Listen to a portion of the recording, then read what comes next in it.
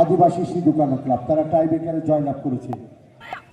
কিন্তু কোনো শতদিন ফুটবল খেলছে প্রেমাংশু থেকে শুভম প্রেমাংশু একটা লম্বা রান করার চেষ্টা করছে।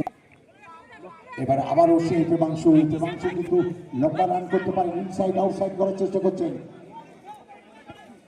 স্কোর করে নিয়েছেন, খুব ভালো দেখবার কিষান এবং খুব ভালো গোল, জাল ছেড়া শট, গোল হয়ে গেল।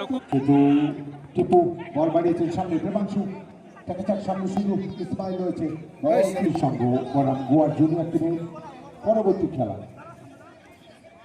প্রেমাংশু বল ড্রিবলিং করে চলে গেছেন বক্সের মধ্যে, বল ক্রস করেছে left wing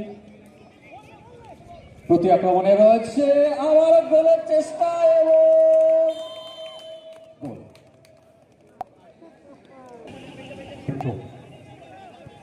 1 minute added time for first half.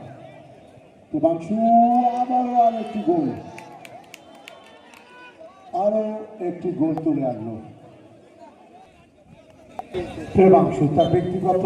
দ্বিতীয় কোয়ার্টার ফাইনালের দ্বিতীয়ার্ধের খেলা শুরু হতে চলেছে। প্রথমার্ধে 3-0 গোলে এগিয়ে রয়েছে খেলা শুরু হয়েছে।